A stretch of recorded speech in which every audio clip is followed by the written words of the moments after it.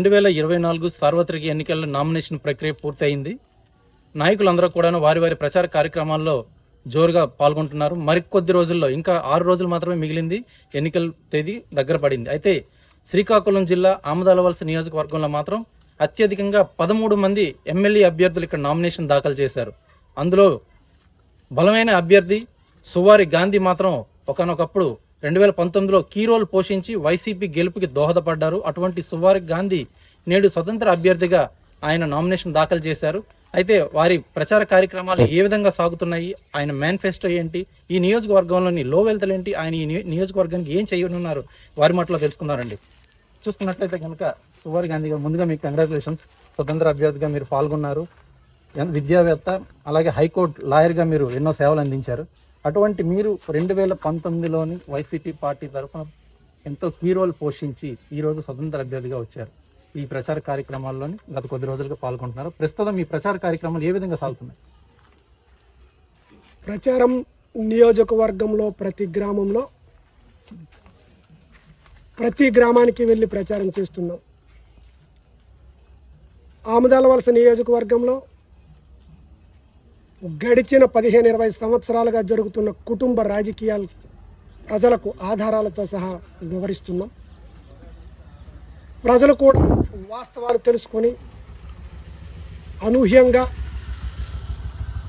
మా అంచనాలకు మించి స్పందిస్తూ ఈ మామ అల్లుళ్ళ కుటుంబ రాజకీయాలను పక్కన పెట్టి మంచి మెజారిటీతో గెలిపించే దిశగా ప్రజలు ఉన్నారని చెప్పి మేము భావిస్తున్నాం. ఈ మామ అల్లుళ్ళ కుటుంబ రాజకీయాలు అంటున్నారు కదా, అంటే మీ మామ అల్లుళ్ళు ఈ నియోజకవర్గానికి చేసింది ఏంటి, చెయ్యింది ఏంటి, లేకపోతే వారి పాలన మీకు నచ్చక మీరు స్వతంత్ర అభ్యర్థి ఏమైనా వచ్చారు? గడిచిన 15-20 సంవత్సరాలుగా ఈ మామ అల్లుళ్ళు ఈ నియోజకవర్గానికి చేసింది ఏమీ లేదు. పైపెచ్చు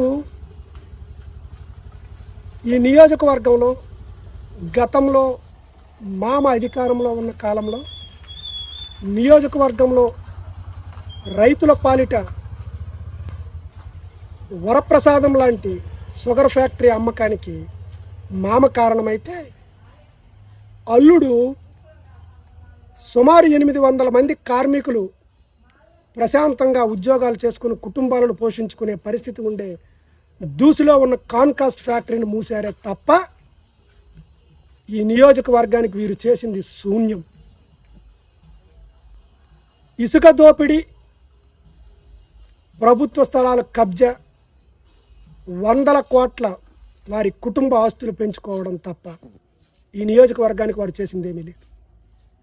2019 ఎలక్షన్లోని వైసీపీ పార్టీ నుంచి ఆమదాలవలస నియోజకవర్గం ఎమ్మెల్యే అభ్యర్థిని గెలిపించే దానిలో కీ రోల్ పోషించినటువంటి సువారి గాంధీ నేడు 2024 ఎలక్షన్ వచ్చేటప్పటికి ఎందుకు బయటికి రావాల్సి వచ్చింది? 2018 పాదయాత్ర సందర్భంలోనే గౌరవ వైఎస్ జగన్మోహన్ రెడ్డి గారికి ఈ నియోజకవర్గంలో జరుగుతున్న కుటుంబ రాజకీయాల విషయాన్ని తెలియజేయడం జరిగింది.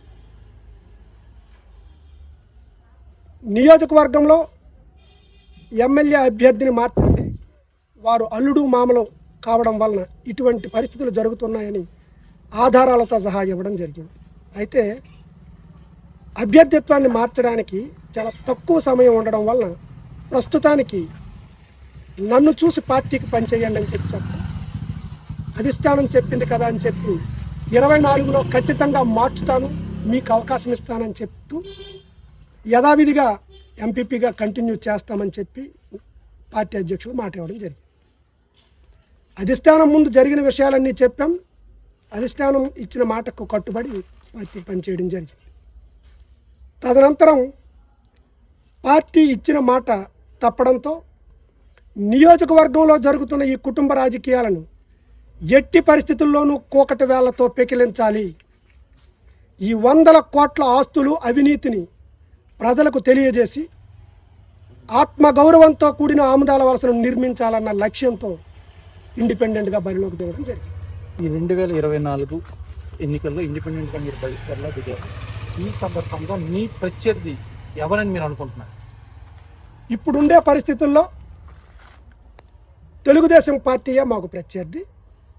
కానీ నియోజకవర్గంలో ప్రజలు ఈ కుటుంబ రాజకీయాల పట్ల పూర్తిగా విసిగి వేసారిపోయి ఉన్నారు. సరి అయిన నమ్మకం, పోరాడే తత్వం ఉండే వ్యక్తి కోసం చూస్తున్న తరుణంలో ఇండిపెండెంట్గా పోటీ చేస్తున్న నన్ను వారు హక్కును చేర్చుకొని మంచి మెజారిటీతో గెలిపించే దిశగా నియోజకవర్గంలో ప్రజలు సిద్ధంగా ఉన్నారని చెప్పి తెలియజేస్తున్నాను. ఇప్పుడున్న పరిస్థితుల్లో ప్రత్యర్థి తెలుగుదేశం పార్టీ అని అంటున్నారు. అంటే మీకు వైసీపీ పార్టీ మీద ఉన్న మక్కువ, లేకపోతే జగన్మోహన్ రెడ్డి మీద ఇంకా మీకు నమ్మకం ఉందా? మీకు మళ్ళీ ఆహ్వానిస్తారని ఏమైనా? నేను ప్రస్తుతం పార్టీ సభ్యత్వానికి, పార్టీ పదవులకు రాజీనామా చేసి ఇండిపెండెంట్గా పోటీ చేస్తున్నాను. మా ముందుండే లక్ష్యం నియోజకవర్గంలో ఉండే సమస్యల పరిష్కారం. ఈ రాష్ట్రంలో ఏ పార్టీ అధికారాన్ని చేపడితే ఆ పార్టీకి సన్నిహితంగా వెళుతూ ప్రభుత్వానికి సన్నిహితంగా వెళుతూ నియోజకవర్గాన్ని అభివృద్ధి చేయడమే మా ముందుండే లక్ష్యం. మొన్నటి వరకు జగన్మోహన్ రెడ్డికి ఎంతో సన్నిహితులైనటువంటి సువార్ గాంధీకి అసలు ఎందుకు ఈరోజు ఇలాంటి పరిస్థితి వచ్చింది? మేము వాస్తవాలు చెప్పాం. రాజకీయ పార్టీల్లో అనేక కారణాలు ఉండవచ్చు. పార్టీ కారణం ఏంటి అనేది అధిష్టానం చెప్పాలి. మేము పరిస్థితులను ఆధారాలతో వివరించాం. గతంలోనే చెప్పాం 24లో ఖచ్చితంగా మార్చుతామన్నారు. పార్టీ అధిష్టానం మాట కట్టుబడి మేము పనిచేయడం జరిగింది. విషయం ఏంటంటే అవినీతి ఊబిలో కూరుకుపోయిన వ్యక్తి, దొంగ డిగ్రీ సర్టిఫికేట్లలో ఆరోపణలు ఉన్న వ్యక్తి, గుడి బంగారం దొంగతనం ఆరోపణలు ఉండే వ్యక్తి, అవుట్సోర్సింగ్ ఉద్యోగాలు, అంగన్వాడీలు, ఆశా వర్కర్లు ఇటువంటి ఉద్యోగాలు అమ్మకపు ఆరోపణలు ఉండే వ్యక్తి, ప్రజల చీత్కారానికి గురైన వ్యక్తి. ఇటువంటి వ్యక్తికి టిక్కెట్ ఇచ్చి ఆయనతో పనిచేయమని చెప్తే ఆత్మగౌరవం కూడిన మేము ఎట్టి పరిస్థితుల్లోనూ నియోజకవర్గంలో ఉన్న కుటుంబ రాజకీయాలను పక్కన పెట్టి ఆత్మగౌరవంతో కూడిన ఆమ్దాల వలస నిర్మాణానికే మనం పోరాడాలని చెప్పి నిర్ణయించుకొని మేము పోరాటం చేస్తున్నాం. ఇప్పుడు చేసిన ఆరోపణలన్నీ నిరాధారాలేనా? ఆధారాలతో సహా మీరు ఆరోపిస్తున్నారు ఇవన్నీ? ఈ నియోజకవర్గ ప్రజలకి, ఈ తెలుగుదేశం అభ్యర్థికి, వైఎస్ఆర్ పార్టీ అభ్యర్థికి తెలుసు గాంధీ ఏంటి. ఏదైనా ఆధారాలు దొరికిన వరకు మాట్లాడ్డు, దొరికిన తర్వాత లెక్క తేల్చేంత వరకు విడిచిపెట్టడని.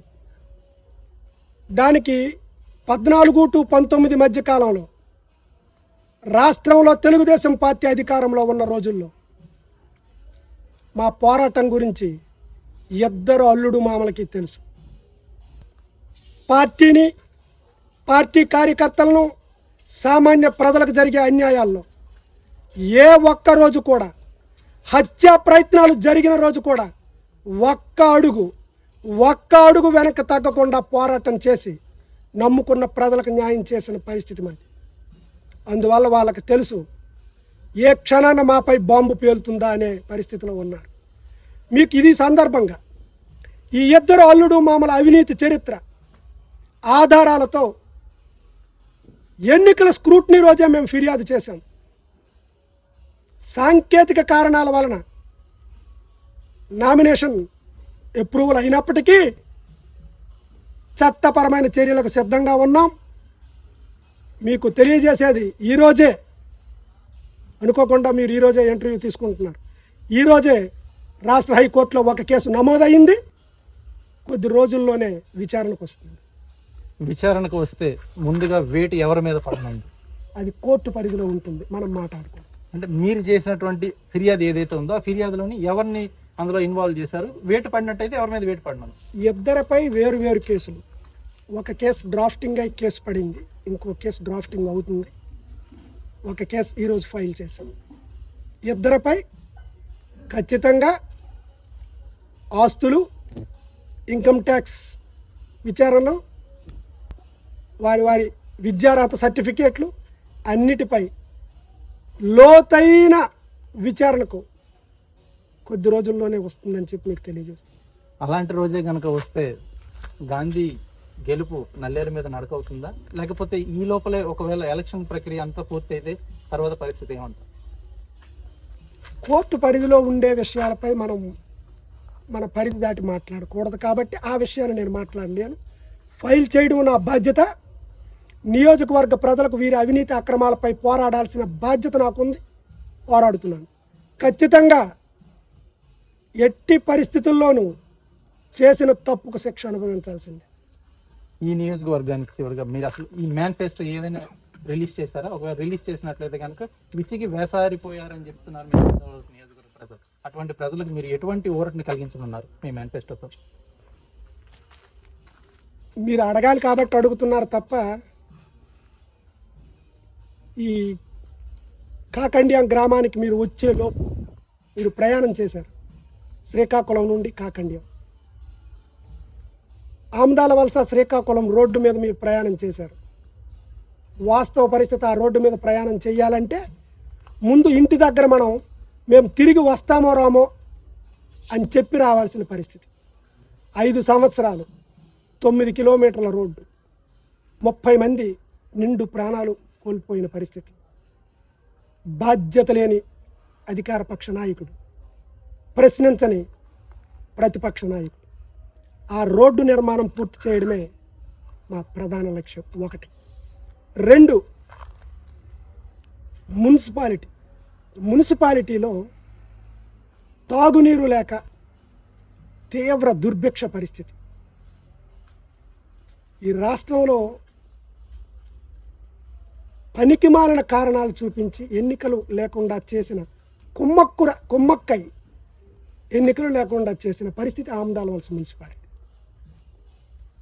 ఆ మున్సిపాలిటీలో ఇంటింటికి తాగునీరు. లక్ష్ముడిపేట, వెంకయ్యపేట, పంతులపేట, అక్కివలస, సొట్టవానిపేట, ఈ విధంగా చుట్టుపక్కల ఉండే ప్రతి వార్డుకు ఇంటింటికి తాగునీరు ఇవ్వాలి. ఇది మా 2వ లక్ష్యం.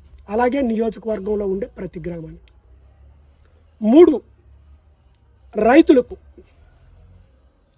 గడిచిన దశాబ్ద కాలంగా ఆమదాల వలస మండలంలో కొత్తగడ్డ, బూర్జి మండలంలో ఓనిగడ్డ, పొందూరు మండలంలో రెల్లిగడ్డ, 3 కలిపి సుమారు 20,000 ఎకరాల ఆయకట్టు. అలాగే మడ్డు వలస ఫేజ్ 2 కేవలం 25% పనులు ఉన్నాయి. కీర్తిశేషులు పెద్దలు డాక్టర్ వైఎస్ రాజశేఖర రెడ్డి గారు 2009లో 48 కోట్ల ఖర్చుతో 12,500 ఎకరాలకు సాగునీరు ఇవ్వాలనే లక్ష్యంతో ఆ ప్రాజెక్టు మంజూరు చేసి 28 కోట్లు డబ్బులు విడుదల చేశారు. ఆ కాలంలోనే సుమారు 70-75% పనులు జరిగాయి. మిగిలిన 25% పనులు గడిచిన 15 సంవత్సరాలుగా చేయలేక, గత 5 సంవత్సరాలు మేనలుడు, ఈ 5 సంవత్సరాలు మామ, ఇద్దరు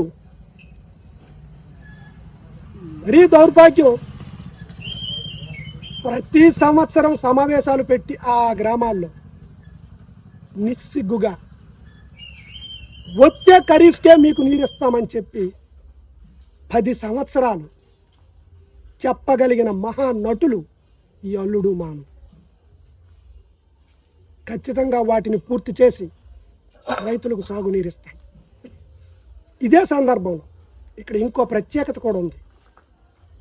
2014లో అధికారంలోకి వచ్చిన ఈ కోన రవికుమార్ పొందూరు మండలంలో నీరు ఎక్కువై పంటలు పోయిన పరిస్థితి తప్ప నీరు లేక పంటలు పోయే పరిస్థితి రెల్లిగడ్డ పరివాహక ప్రాంతంలో లేదు. గతంలో బ్రిటిష్ వారు కట్టిన చెక్ డ్యామ్ ప్రశాంతంగా నీరు అందించేది.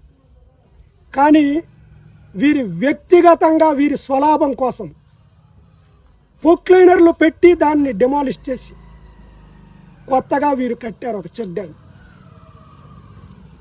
కట్టిన నెల రోజులకి కొట్టుకుపోయి 13 కోట్ల ప్రజాధనం దుర్వినియోగం.